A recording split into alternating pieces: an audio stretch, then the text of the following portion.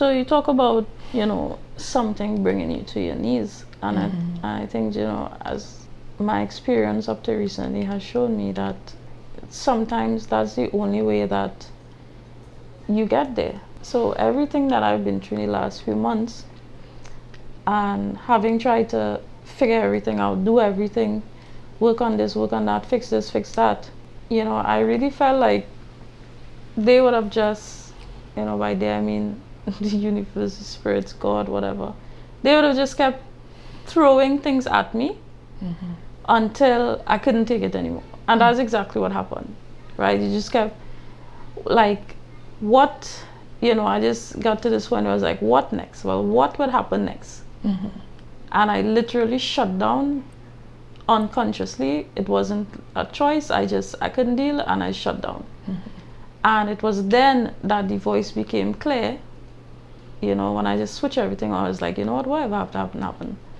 And then it was like, now you'll get it. Like, now we can work with you, because you're like your own worst enemy then. Because you're so much in your head that you don't know how to allow and how to trust. Right. And so when I shut down, that's when everything just worked itself out, because I decided that I am not in control. I can't be in control, and let the universe, let God do what they have to do, and that everything just worked out.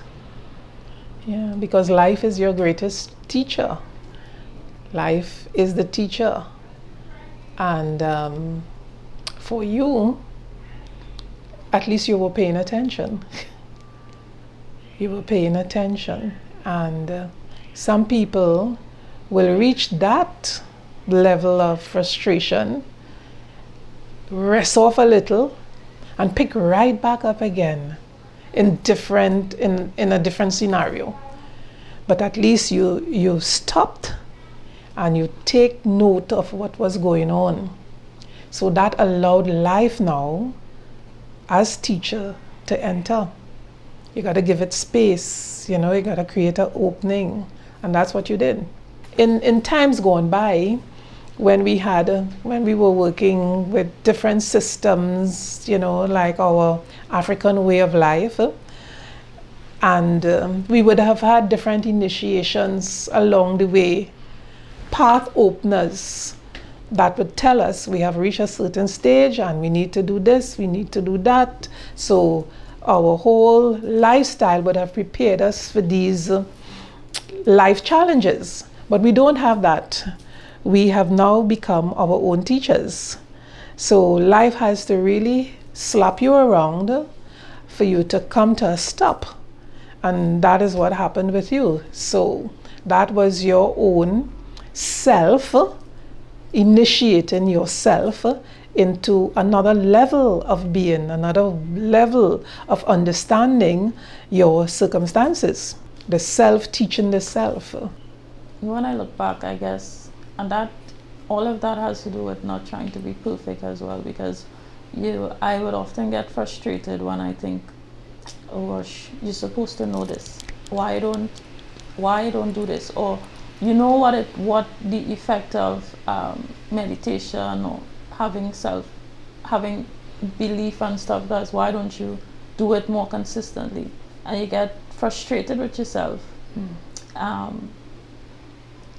Until, like, in conversation with myself, myself said, well, you're doing just fine. Why do you think that you need to get this overnight? That's right. You spend your whole life thinking something else. No. And now you have to recondition your entire being to believe something else, and that's not something that's difficult.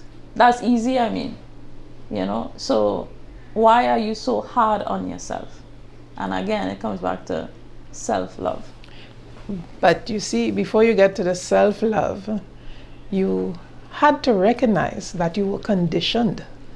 Certain patterns were set up in you from your education, right, from your family circumstances, that tells you have to keep striving to be better. You gotta keep swimming upstream, right? And all the debris coming down and you have to go up against it. But when you begin to understand energy, the best way to work with it is to go with the flow. So you learn to look at what's happening in your life, realize that you're exactly where you're supposed to be. You are at the point of learning that your life circumstances has brought you, and that is perfection in itself. I often hear my guidance say, hey, Afiyah, you are perfect in your imperfections. And what are your imperfections? Maybe the things you are not yet conscious of. And how you would become conscious is to live in your authenticity. There is only one of you. You came for a specific purpose. You came with all your gifts. Every single one of us came with gifts because we are sparks of the divine. We were made in the image of that source energy. And once you realize this, once you recognize this, you are exactly where you are supposed to be.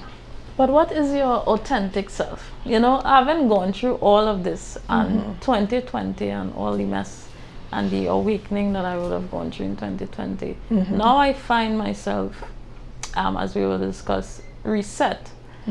But I am like asking myself, who are you? And I think that has been one of my challenges. Being my authentic self and not allowing other people or their lives to influence what is my authenticity. You know, that is the challenge. That is the challenge. That is, you have to be well grounded now. Grounded, you have to make yourself stable, and that is through your practices, your meditation, your Reiki practice every day, you know, and how you experience life outside. Because if something is not working for you, will you really allow others to influence you? Well, that is what I think I did until I realized that the people who were telling you you should do this or you should do that were really mirrors of me and what I thought. Because while I'm trying to be my authentic self, I also have my own doubts about who I am and what I'm doing and how I'm going about it. And this thing mightn't be working as fast or the way that I want it to work. So that I'm doubting myself, and I find that, you know, it's really just people coming around to tell me what I am telling me. So I had to stop and figure out, no, stop it.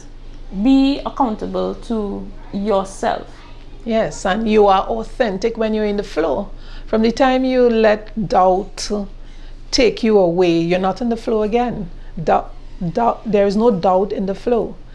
You have, that's why I said the world religions help us a lot with stuff like that, because if they taught you that there is trust, you know, in an unseen being, an unseen side of yourself that always turns up good for you, always, regardless of whatever it is. You might go through the storm, but there's a calm after.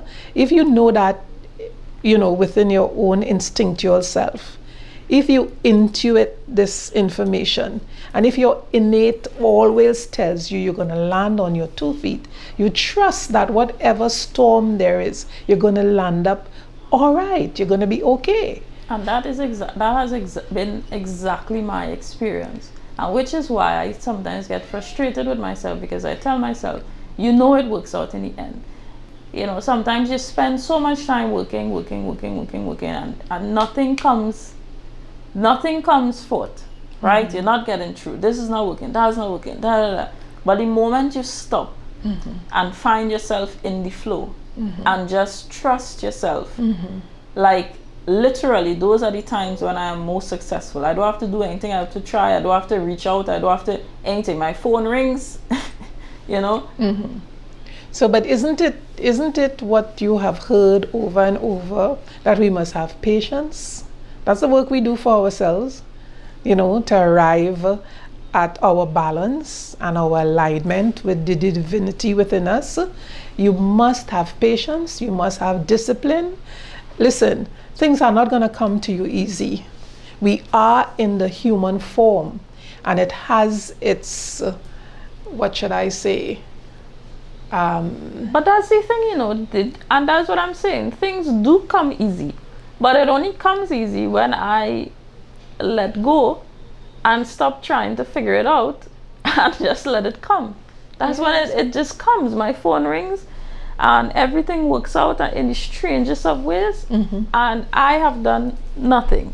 Yes, but for the people who still struggling. Let me don't say I have done nothing, because the work to getting to loving and trusting myself enough to let go and let be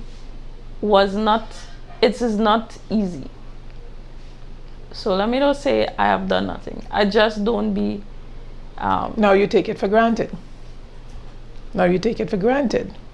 Yes. So you're in a different phase of no, I don't take it for granted, because certainly when I look back on the last few months of my life, I know for sure that had I not done that work, that would have been a totally different story. That would have been told in a completely different way. If I didn't do that work, I wouldn't have known how to deal and find myself on this side of that trauma that has me in such a good place now.